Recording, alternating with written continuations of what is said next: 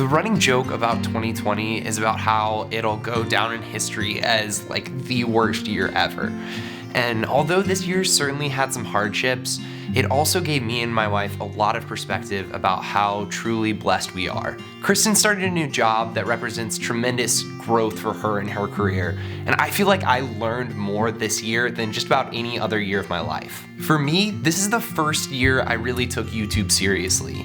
For those of you that don't know, I'm a high school broadcast and film teacher. So this year I wanted to step up my personal filmmaking game and start doing more to sort of walk the talk.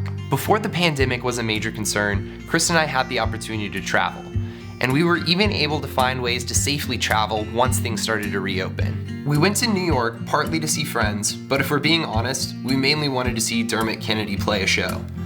Kristen had to get back to work, but I even got to stay an extra couple days to explore the city alone some, spend more time with our friends, and naturally, take some photos and videos. About a week later, I left school for what I thought would be a normal spring break. Little did I know, shortly after, our district would delay the return to school and eventually cancel in-person classes altogether. I spent the first part of my spring break helping my dad drive a trailer from Oklahoma to California. Along the way, we stopped in Sedona. I filmed a bit, but didn't feel like I captured enough story there. Plus, I was overwhelmed with how much footage I needed to edit from New York. But yeah, it was pretty gorgeous and I definitely should have made something. We also made a stop in Death Valley, which was like something out of another world. I mostly filmed everything vertically for a TikTok video, but shot some in landscape. By the time we made it to our destination, things with COVID really started picking up, and I barely made it out of the state before they started canceling flights and closing airports. That's definitely the moment I realized everything was about to change. We hunkered down though, I made a silly short film all by myself, and I started making tutorial videos for my students. My cousin got married, and I tried my hand at wedding videography for the first time. It ended up needing to just be family and a few close friends, but it was really special getting to see everyone and capture the moment. Once things had calmed down some, I got to go back out to California and took Benson with me this time. He loved getting to see his mama and pop, and I loved getting the chance to shoot some of the amazing landscapes and wildlife the area had to offer. A few weeks later, I took a trip with my two best friends to climb a 14er. We're a bit scattered across the country now, but still make a point to get together a couple times a year. Their friendship means a lot to me, so I used the opportunity to shoot a sappy video about the importance of making time for old friends. Kristen was getting a little stir-crazy, so once Labor Day came around, we took Benson to Colorado, and the two of them spent their first night in a tent. We borrowed the most baller tent ever from a friend, so they're both pretty spoiled now, but I also think that they're hooked.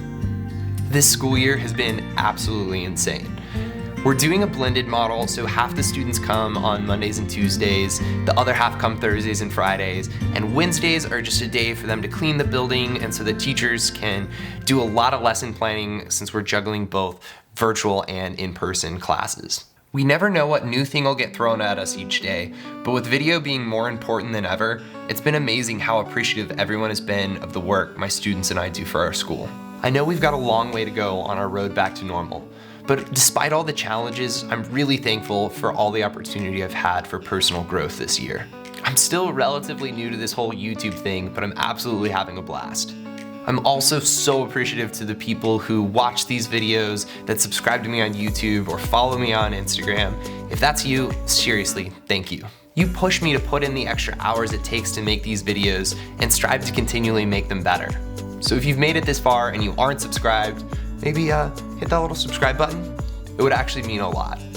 I have a lot to be grateful for in 2020, but I'm also really looking forward to the new challenges and new opportunities that video is going to bring me in 2021. So wherever you are, whatever your 2020 looked like, here's to wishing you a happy new year full of family, friends, and fun.